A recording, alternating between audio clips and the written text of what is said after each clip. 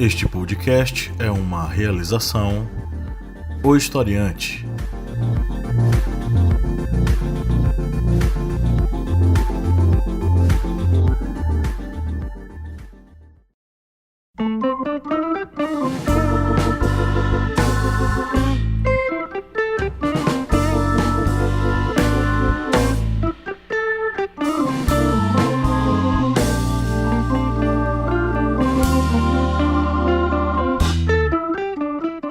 Olá, ouvintes, bem-vindos mais uma vez ao seu humilde podcast do Historiante, no programa da segunda-feira, que é o Minipédia.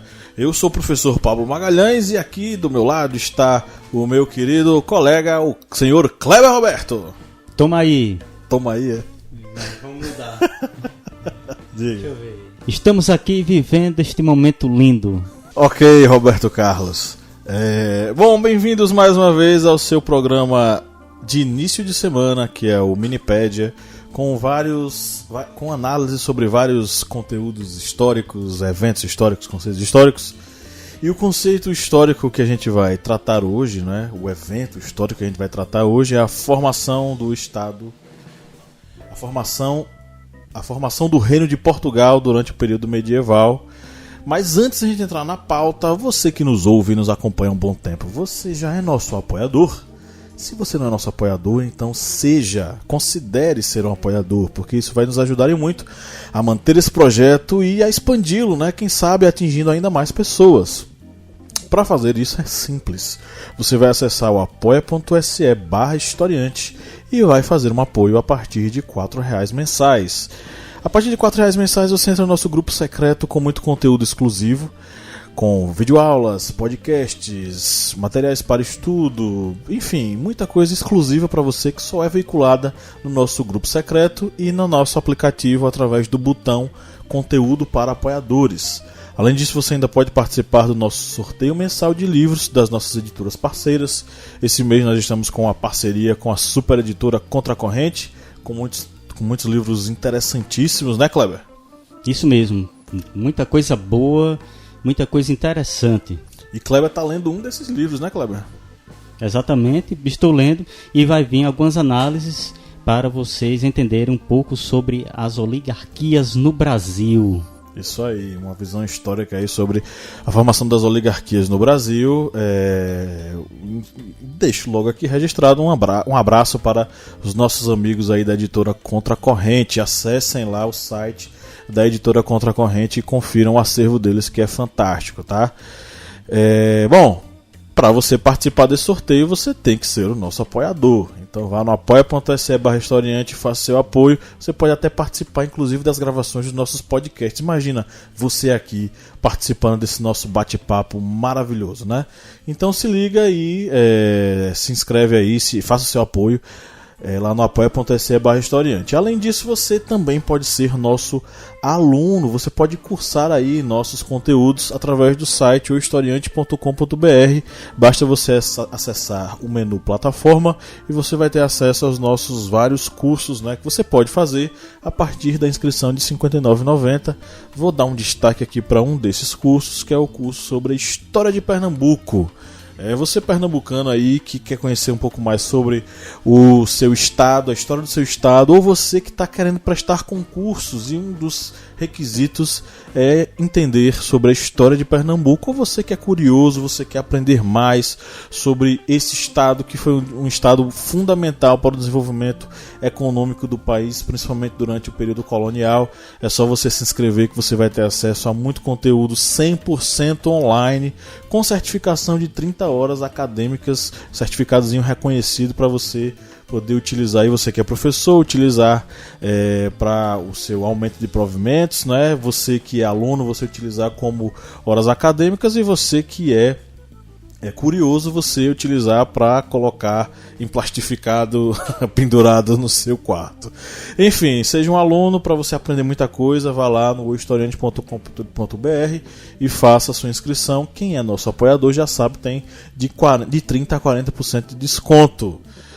E tem ainda, a gente não para ainda, né? Você já é o nosso usuário do aplicativo. O aplicativo é grátis e disponível para todos os nossos usuários que utilizam o Android nos seus celulares.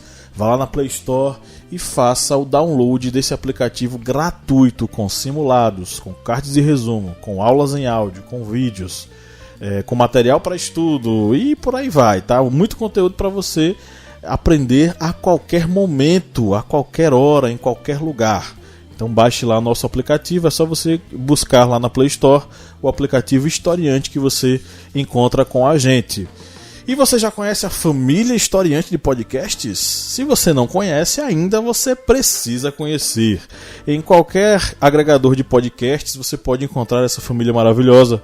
Você que está nos ouvindo aí no Spotify, no Castbox, no Google Podcasts, no Apple Podcasts ou em qualquer outro agregador, você pode nos procurar. Além deste podcast, que é o Historiante, você pode escutar também o podcast das Arretadas, com vozes e olhares femininos sobre assuntos sociais, e também o podcast Correspondente de Guerras, que é o seu narrador, a sua voz, que narra as principais batalhas ao longo da história. Conheça a família de podcasts do Historiante e seja um ouvinte assíduo.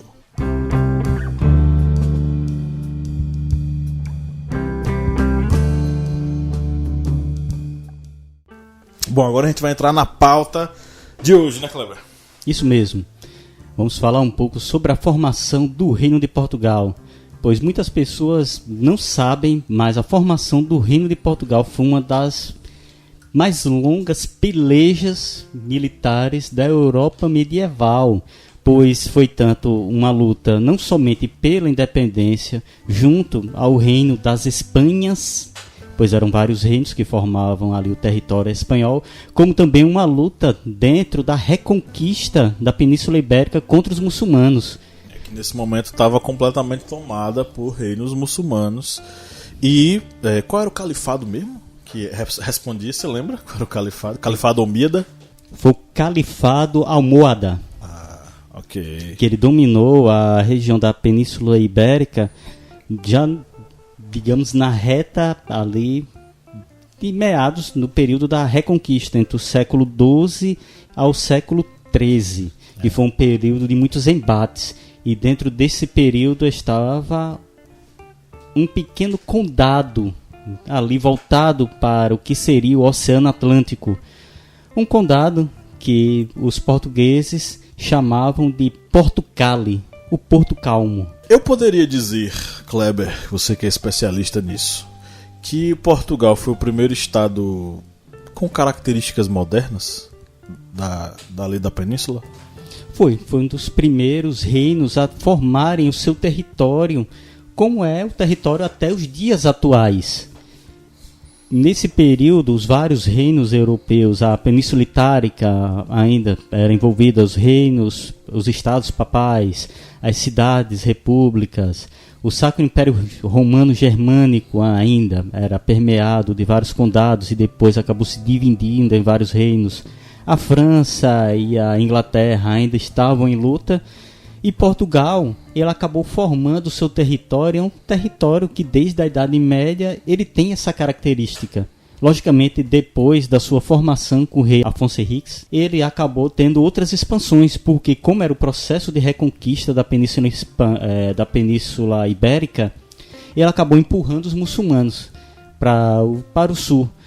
E foi um processo muito longo e demorado, esse processo de reconquista. E também a questão da centralização maior do poder, né? Porque o rei... Porque se a gente for pegar os outros reinos medievais, você vai ter, por exemplo, a França. O rei da França não governa a França.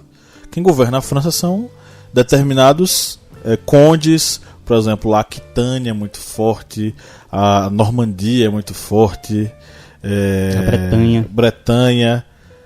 Já em Portugal... Não é assim que acontece, né? O poder real, ele é um poder muito forte. Foi um poder que ele conseguiu centralizar esse poder. Afonso Henriques, ele conseguiu fazer com que Portugal ele já tivesse essa característica de centralização de poder. No início, logicamente, os condes eles tinham muito poder antes da formação do reino, porque Portugal era um condado pertencente ao Reino das Espanhas. Talvez isso tenha facilitado essa centralização do poder, né? E também o fato do Afonso Henriques ser um líder militar. né? Reconhecido pelos outros chefes militares, pelas outras famílias militares, né? Como um líder militar respeitado. Porque quando nesse período, nesse processo de formação do Reino de Portugal, chegou a determinados momentos em que Portugal ele tinha que lutar em duas frentes de combate contra dois reinos extremamente poderosos, contra Afonso V da Espanha e o Califado Almohade pelo sul. E ele não tinha uma força militar tão grande para conseguir lutar contra dois reinos tão poderosos. Nesse período, a força militar da Espanha era muito grande, porque como era o processo de reconquista da Península Ibérica, havia a cruzada de reconquista e os cavaleiros, os exércitos, eles acabavam se concentrando naquela região, diferentemente do que ocorreu, por exemplo, com a Inglaterra ou com a França, que acabou mandando muitos soldados, muitos homens para as cruzadas no Oriente. O Papa ele proibiu os reinos espanhóis, os reinos ibéricos de fazerem isso. Vocês não vão mandar ninguém para o Extremo Oriente, porque a cruzada de reconquista é muito mais importante do que a dos reinos ibéricos. Sim, porque era um inimigo que estava ali batendo nas portas da Península Itálica. E aí tem a questão também do interesse territorial, né? A Espanha tinha recentemente, vamos dizer assim, unificado o seu poderio, né? E ela não queria necessariamente perder Portugal, que era um território espanhol, né? Então, tinha esse interesse, como é que eu posso dizer, territorial, né? De manter esse poderio territorial. A gente sabe que a unificação de fato da Espanha, enfim, Castela e Aragão e os demais pequenos reinos ali se transformar numa grande Espanha só vai se consolidar no século XV, né? Mas já existe uma espécie de grande interesse nessa unificação das Espanhas. E Portugal não se sentia parte dessa unificação. E nesse processo de formação do Reino de Portugal, chegou um momento que Afonso Henriques ele realmente chegou a se curvar, a ser um vassalo dos reinos da Espanha, porque por um momento em que os reinos, os califados muçulmanos, eles estavam fazendo uma ofensiva muito grande contra o Condado de Portugal, e ele ou fazia essa vassalagem para o rei da Espanha, ou ele acabava perdendo tudo, porque ele tinha que liberar seu exército do norte para atacar o sul, porque foi um momento em que ele estava sendo atacado por duas frentes. E ao liberar o norte, ele voltou para o sul e conseguiu derrotar o califado. Houve até uma batalha, que é considerada a batalha mais importante da formação do Reino de Portugal, que foi a Batalha de Ourique, aonde ele conseguiu derrotar 5 reinos muçulmanos. Só que, lembrando, os reinos muçulmanos muitas vezes eram cidades, pequenos estados. O principal era o chamado Alcaide, que era tipo um governador geral de todos os reinos muçulmanos dentro da Península Ibérica. E esse Alcaide também estava lá, que era o Alcaide de Santarém. E ele conseguiu derrotar esses 5 exércitos. É tanto que no brasão da bandeira de Portugal, se você olhar, lá tem 5 escudos azuis ali formando uma cruz. E representando os 5 exércitos muçulmanos derrotados por Afonso Henriques, e que acabou sendo um dos episódios mais importantes para a formação do Reino de Portugal. Talvez por essa unificação a ideia de Império Marítimo Português ela tenha acontecido antes dos outros, né? Porque formou o reino muito antes do Porque desde o início ele já tinha mais ou menos uma ideia de nacionalismo e também a questão porque Portugal é uma faixa litorânea propícia para você navegar. Já está apontada ali para o Atlântico. Então, tem até aquela questão da escola de Sagres de navegação, né, que alguns dizem que não era uma escola necessariamente, era um estilo de fazer navegação que era compartilhado pelos portugueses. Já há quem diga que a escola de Sagres era uma escola física, né, que ela existia de fato e ensinava a navegar. Mas essa propensão à navegação ela é uma propensão explicável pelo fato de Portugal já ser um país unificado, uma nação unificada, moderna antes da Idade Moderna ter chegado.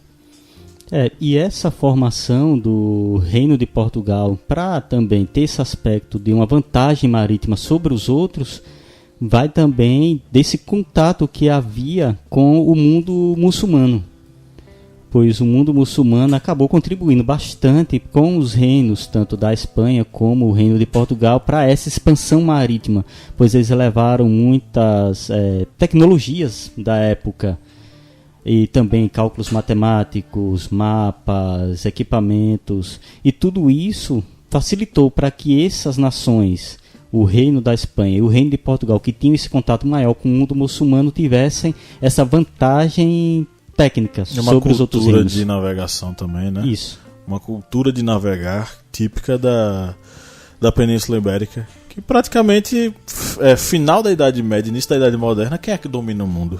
Se não é Portugal e Espanha, maritimamente falando, né?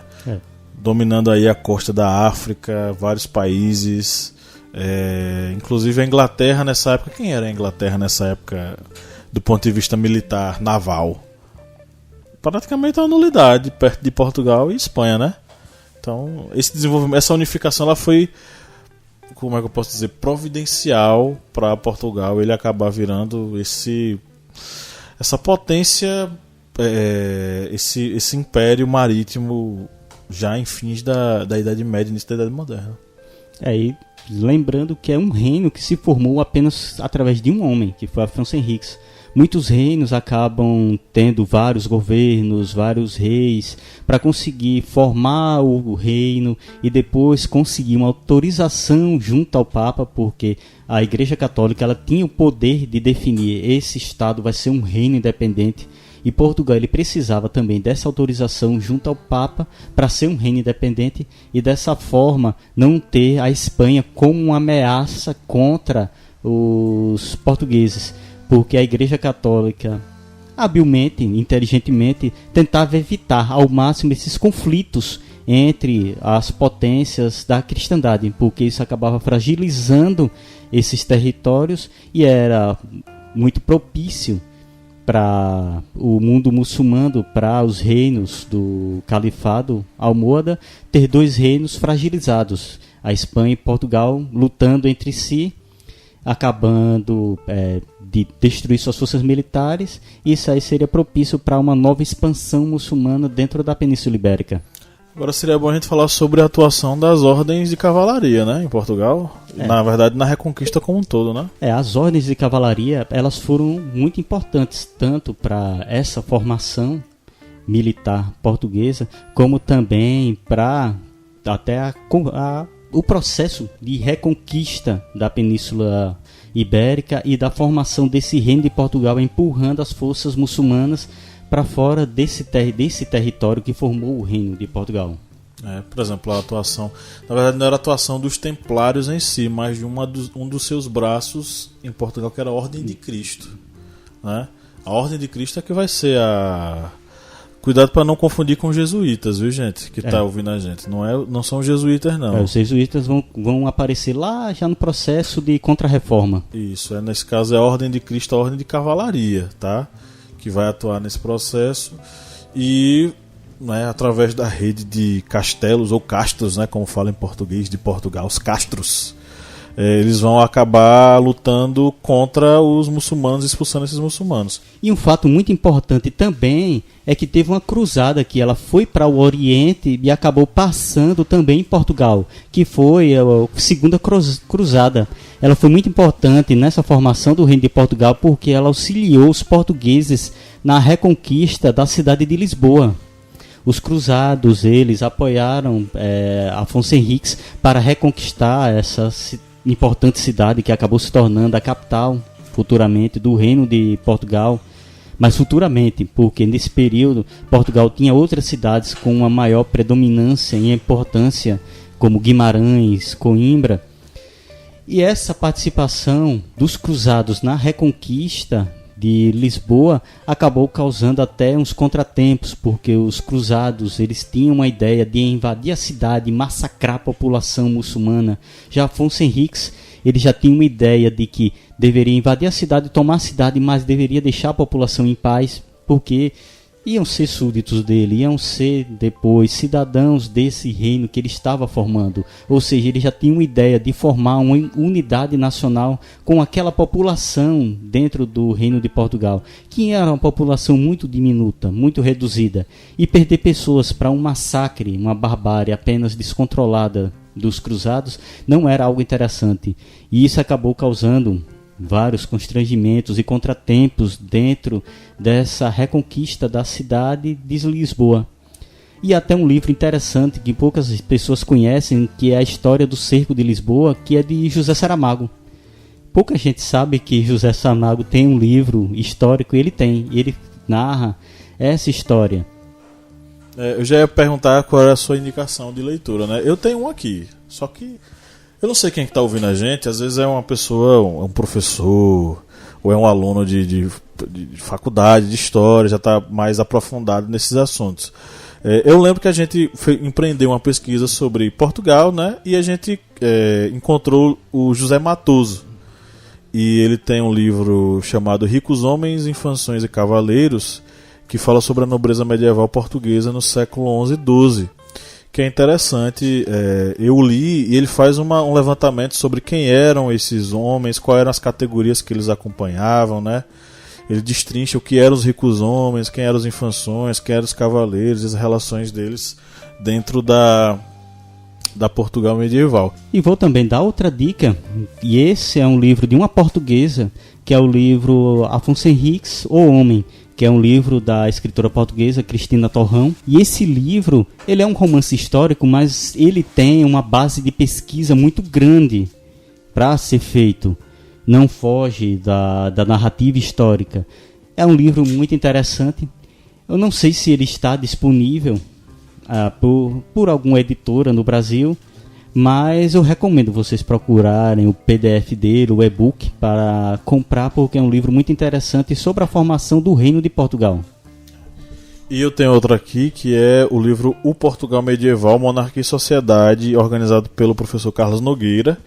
E olha só esse capítulo interessante, ó. Entre a Coroa e a Espada, um estudo da figura guerreira de Afonso Henriques a partir da Guerra de Reconquista. É do autor Rodrigo da Silva Salgado, um dos capítulos. Cai como uma luva nesse assunto que a gente está tratando, né? Então fica a dica aí, financiado pela CAPES, né? Que não existirá mais depois desse governo.